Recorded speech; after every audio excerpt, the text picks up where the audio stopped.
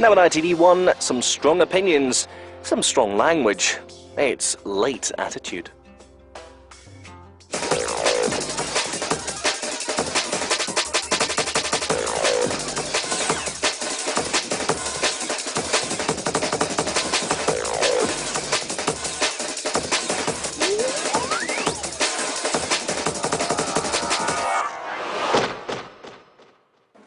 Hello and welcome to the show that's designed to get stuff off your chest. And quite literally this week, that's exactly what you might do. You watch the films and it's always the coolest people are smoking. The kids at school always smoke. So we need to get rid of that attitude of that smoking's cool, and then you'll get rid of the fact that young people smoke. Now don't worry, we're not here to preach and teach, it's not that kind of show. But we are in Sheffield to ask the question, is there any point in even having a National No Smoking Day? Which, in case you didn't notice, amongst all those other news headlines, was supposed to be yesterday.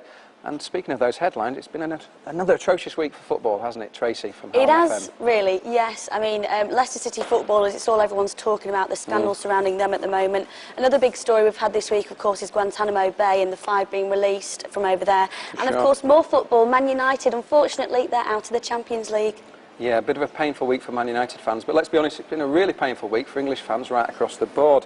But it's just the tip of the iceberg, isn't it? These players have been getting themselves into a bit of a pickle. Yeah, it seems to be getting worse. I mean, it used to be the star footballer caught with his bit on the side, but now more incidents, they're getting more frequent, and of course some big court cases as well. Yeah, these players, I mean, sometimes they're just letting things get out of control. Perhaps it might be a good idea if they get themselves a nanny to make sure they behave themselves in public. Sounds good.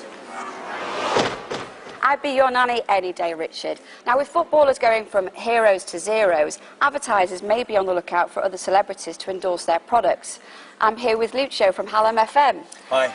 Lucio, have you ever bought a product because of the celebrity status? Well, I had a Big Mac on my way in because Justin Timberlake said I should. No, I mean, I'm 28, of course I haven't.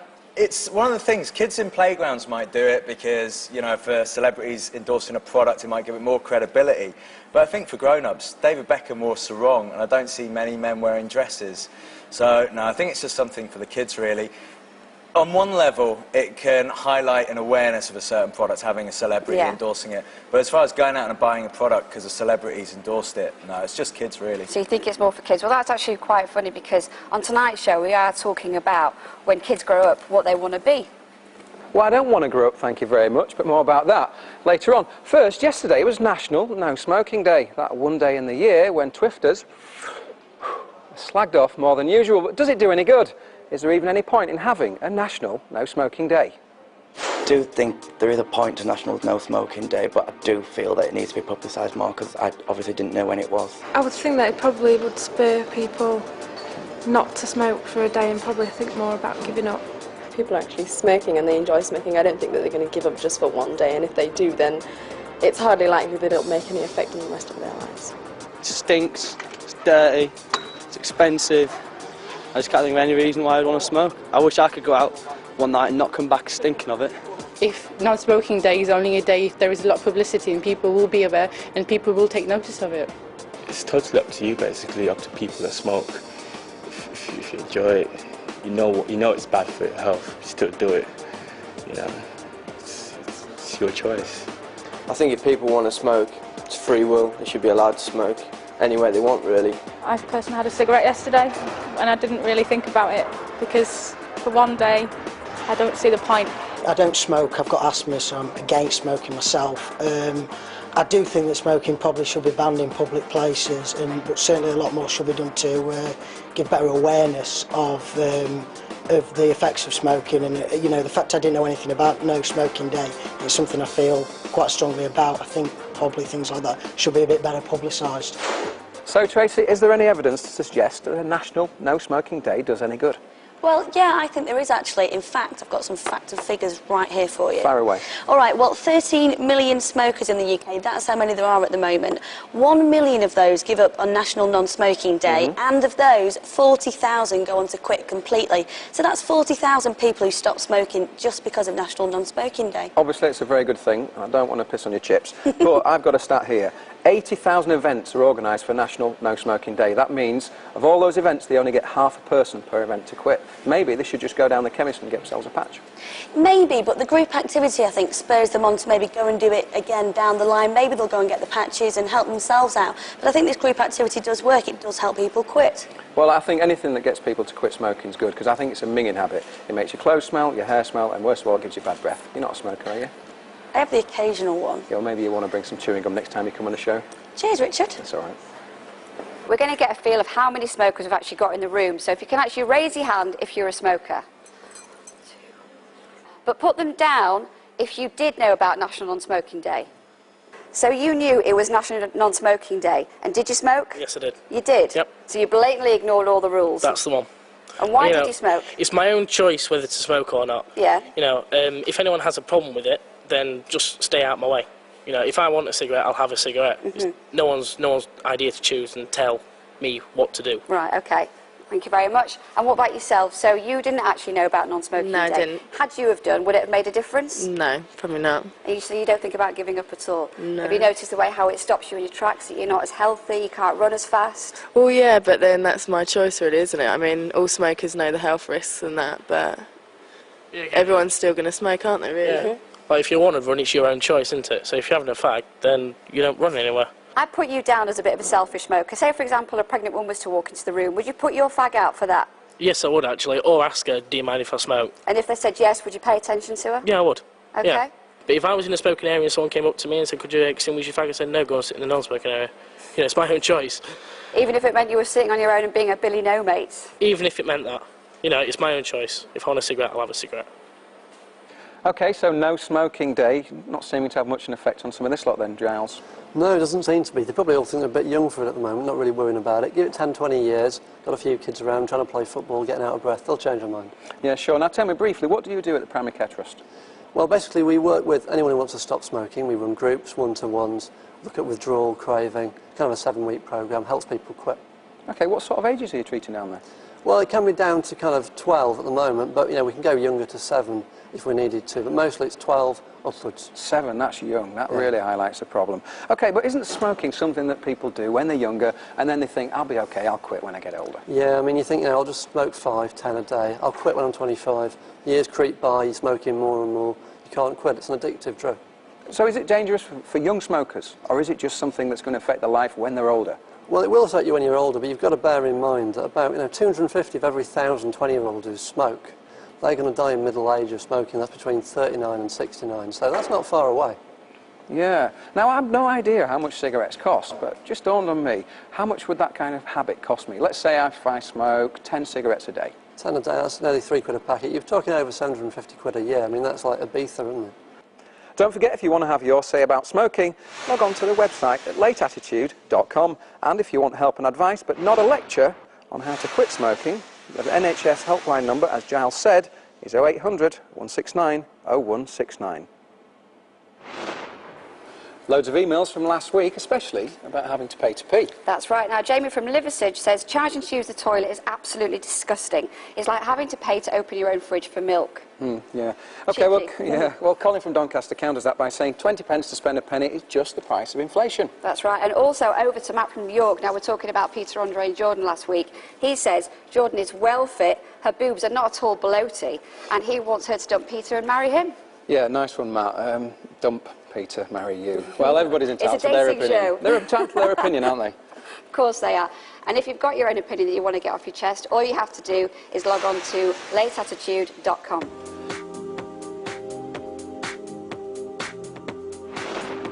Now, we've talked about smoking, and news reached us this week that some tobacco PR firms are sneakily promoting their own brand of cigarettes by giving them away to people in the public eye. Now, this made us think just how important we think it is for a certain product to be endorsed by a celebrity. With stars like Beyonce and Bex on screen advertising everything from shampoo to shades, do we part with cash for products simply because they've been endorsed by a celebrity? When companies blatantly use celebrities to endorse their products, I might purposefully because it annoys me a bit, I might purposefully try and boycott them. But they're a bit more subtle about it. I think it's quite powerful.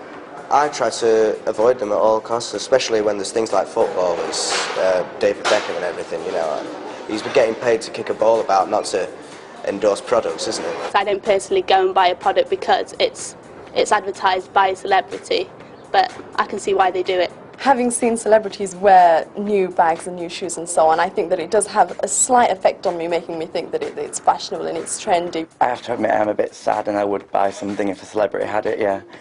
I suppose everyone's encouraged more because, you know, J-Lo's wearing that lip gloss or whatever. Not really, though. I probably have, along the lines. I've been influenced by celebrities endorsing stuff, but I don't like admitting it. Lucio, as a top DJ, have you ever been asked to endorse any products? No, but if Aston Martin are listening, then yeah, I'd quite like to endorse them. And me too. Socialist Workers' Party, there might be a bit of a contradiction with those two, but no, it's not really something that appeals. Really? Not even for the money? No, I think morally there's something not quite right about it. Comedian Bill Hicks said that you lose some of your soul when you endorse commercial products. I think he's right. You remove yourself completely. Well, later this year, I think Pop Idol are actually set to bring out, they've got drinks, they're going to bring out fitness videos as well. Can you see Michelle McManus being the face of the fitness of 2004? With Rick Waller, I think it would be quite good, yeah. We could have Stan Collymore could endorse National Car Parks, couldn't he? Shane McGowan from the Post, he could do Colgate toothpaste. Yeah, Maureen could do BSM. Yeah, and what about Daniela Westbrook, Holidays in Colombia? That's a new story altogether, that really is. But obviously footballers get asked to endorse stuff all the time. But with all the negative headlines off the pitch, we're wondering, is their celebrity status in danger of being lost? I don't think footballers should be icons. They're too badly behaved. Footballers' lives under the spotlight when Late Attitude returns in just a moment. I'm getting quite excited now. Me too, me too. Now then, haven't forgotten anything, have you? No. Had a haircut? Yep. Brushed your teeth? Yeah. Learnt your lines? Yeah. And it looks like we're set to go. Let's do it. Oh. What? What? Ants and Eggs, all new Saturday night takeaway, Saturday at 7. That's a thing. Oh, we're back. That was quick. This is Late Attitude. We're here at Kingdom in Sheffield, and joining me are Hallam FM DJ Lucio and journalist Tracy Ollerenshaw. Remember, this is the show that covers the stuff that you want to shout about. So if you've got something you want to say, whether it's a loud, aggressive manner, or whether it's a little sweet one, then get in touch with us and we'll have you on the show. The address is lateattitude.com. Now, some faces that you may well be sick of seeing, and let's face it, they've been everywhere recently, are football stars who find themselves in the headlines for all the wrong reasons. Tabloid hacks love to write about it, and we love to read about it. The gory details about footballers' lives. But with so many negative stories of alleged crimes, sexual assaults and conquests filling the headlines, are these boys about to lose their celebrity status? I think that footballers are paid so well that they should really try and behave well when they're either in this country or particularly abroad, because they do represent the country. They should just look at more the good that footballers do. So if they do charity events and stuff like that, they should sort of promote that more than the bad things that they're actually doing. And lots of young people do actually follow what they're doing. So if they are going to be in the public eye, they've got to be well behaved, and they've got to, you know, they've got to take into account what they're doing. I think they do need to acknowledge that they are role models, and they do need to acknowledge that people will look up to them, especially kids. So they do have a sense of kind of social responsibility. People do look up to them and stuff, and they just need to sort their lives out, really. They're under a lot of stress, and like, as they said on the news, they like in the public eye from a young age, they don't really know how to react all the time. Isn't football just a game and not a big public thing? I don't see why footballers are even so famous. Young kids look up to footballers. They see things like what the footballers do in the news, and they think, oh, that's okay to do, so they go out and do it. They need to be more responsible with the way that they're acting, but on the other hand, they have got another life outside football. You're seeing these young players aged 17, they're getting professional contracts. When they get them, it's like a pot of gold being given to them. And I think that certainly the FA and the bigger clubs should be looking at teaching these young players how to live a decent life and how to set a good example. David Beckham, he's more interested in going on TV and having his pictures stuck in catalogue more than actually playing his football. OK, Tracy, there seems to be much more action off the pitch than on it nowadays. What do you think? Well, this is it. I mean, we've already touched on the Leicester City players and the scandal surrounding them at the moment. And, of course, everyone can remember the Leeds United court case involving Jonathan Woodgate and Lee Bowyer and that incident with the student. Yeah, of course, my old club there. They're in the headlines more often than they care to be, I think, especially with all the negative stuff that's been said about them. Probably they could really appreciate a few quiet years, stabilise the ship a bit. Definitely. Then, of course, last week, Stan Cullimore comes out saying he's involved in dogging. Good old Stan, in and out the headlines. He's always good for a few headlines, isn't he? Now, they're obvious examples of off-the-pitch stuff, but what about some of the on-the-pitch stuff? For instance, Roy Keane, in his biography, admitted to openly trying to do another opponent in retaliation for something that had gone on before. Of course, and the one that always sticks in my mind's got to be Eric Cantona when he jumped into the crowd and kung fu kicked that fan. Yeah, they're not exactly setting the greatest example to amateur players. Whether you're 5 or 25, you're going to mimic that kind of stuff, aren't you? This is it. I mean, it just seems to be getting out of hand, and I think some of them are getting a bit too big for the booze. Yeah, whether they like it or not, these boys are high profile. And they need to think, really, every turn that they've got to be responsible for what they're up to. This is it, you know, at the end of the day, being a footballer, you are a celebrity and fame comes with that, and that comes responsibility as well. Yeah, I think it's important to state, though, but while we're not tarring everybody with the same brush, there are some players that really do behave themselves. And, you know, they're bringing the whole game into disrepute for the majority that are behaving themselves. Absolutely, these minority just need to look at themselves and sort it out. OK, thanks for that. OK, well, Jules is the sports editor for Hallam FM. Do you think all this tabloid tittle-tattle actually has an effect on the game? I think it does, and I think, as you've been saying, football is going through a very bad time at the moment. Footballers are idolised, kids will copy what they do, which is fine when you're talking about the back pages, great goals, great stars, but when it goes onto the front pages, it's bad for football, it's a bad name. But how do the young players cope with this amazing pressure of being under the microscope? Well, imagine these young lads, 17, 18 years old, suddenly getting £20,000, £30,000 wages in their pockets a week. It's only natural that they will go out and get themselves into a bit of trouble every now and then. But there are players like Wayne Rooney, who's always in the headlines for the right reasons. Have we seen him in and out of bars? We've not. What about Mr Beckham? He seems impeccable. Squeaky clean, isn't he? You just wonder whether the clubs they've been to, Manchester United, Liverpool, Everton, have got the right ideas, they've got the infrastructure in place just to mollycoddle them, wrap them in cotton wool, whereas some of these other clubs, Leeds, Leicester, maybe haven't got that in place, but I'm sure very soon they will do. Yeah, I'm sure they're probably beginning to learn their lesson. Absolutely. Get somebody in place, manage the players, and that way you'll stay off the bad headlines. Let us know what you think about footballers' lives at lateattitude.com. We're filming in Hull and York next week, so if you think you can come on camera and say it with more style than me, perhaps, then log on and let us know. Now, many of us wanted to be footballers when we grew up, but it doesn't seem that many of the top footballers nowadays are that grown up at all. But, come to think of it, are any of us? We thought it might be a bit of a laugh to ask a few 16 to 24-year-olds what they want to be when they grow up. Sam, do you consider yourself grown up? Sometimes. Sometimes. So when you do grow up, what would you like to be? I'm doing French and linguistics at university, but I don't actually want to go into a career of languages. It's just more as a hobby. So I plan to go into something like business. When I grow up, I want to be a writer, hopefully, for some cool magazine, maybe. Well, I wouldn't say I'm grown up at the minute. Being at university, some of the things we get up to are quite childish, probably. So, but when I grow up, I'd still love to be a footballer. I've always known I wanted to be a doctor, ever since I was little. I remember having a little briefcase with all my nurse's equipment and a little hammer, testing your reflexes. It's a tricky question. Yeah, I don't know. Well, I don't think that I ever will grow up, but I would like to be a nurse eventually. I'd like to be a zoologist or go into biological sciences at university, so go as far as I can go. I don't consider myself to be grown up. I'm terrified of it, but I don't have any idea what I want to do. The future nowadays is not as clear as it used to be for people getting one job and work through to retirement. I think people have a different view on how their lives should go and would try and sort of separate things off. I'd like to give something back to society and, like, you know, back to other people. I think it's really interesting to work with other people.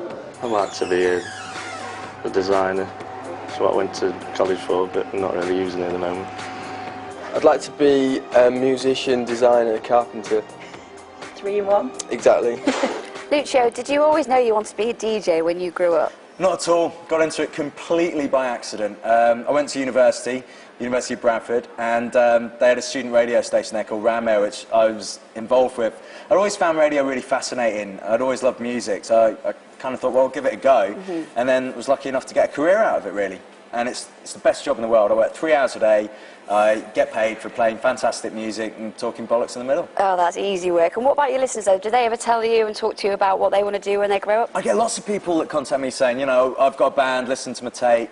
Because I do the Crank Show as well, which is all kind of rock music. So I get loads of things like that. People wanting to do more kind of artistic things. Yeah, just rather than your advice. traditional job. Yeah, and I just say, if you've got a dream, try and make a living out of it. If it's something you really enjoy, if you're passionate about it, just go for it. You've got nothing to lose. Well, that's good advice, though. But going back to traditional jobs as well, do you find that people are not doing that so much these days, that they are sort of like trying to achieve to be a footballer or an artist? I mean, but look at how much plumbers earn. Plumbers earn far more than graduates. Got people that are qualified as, you know, doctors in scientific subjects and stuff like that are getting paid a third of what a plumber's being paid.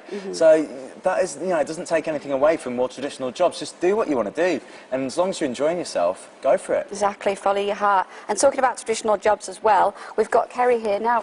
You are a hairdresser. Yes. And how long have you been doing this then? Nearly 4 years now. So you did it after you straight from leaving school? Yeah. And is it really enjoyable? It's hard work, but it is enjoyable. If your heart's in it, then you will enjoy it. Did you always know that you wanted to be a hairdresser when you left school? Yes. So is that from sort of like cutting hair when you were at school and so? Did you get a feel for it there? From when I was younger, and I experimented with my Girls' World doll, cutting the hair and doing my mum's hair, and I just knew from then. I had a Saturday job when I was 13 in a hairdresser's, sweeping up, making drinks, so I just carried it on from then. I knew it. So do you think it's quite easy to get into the hairdressing profession then? I found it quite easy because I found a training provider, and obviously they put you in a placement, you get paid while you learn, so... So, Kerry, can I have your professional advice on my little... Be honest. It's great, isn't it? It's nice, it's okay. Individual?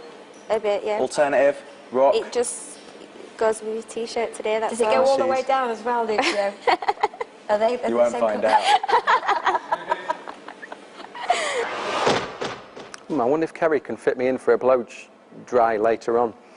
Now, in the old days, people wanted to have proper jobs, but now there seems to be a real shortage of people going into the building and plumbing trades.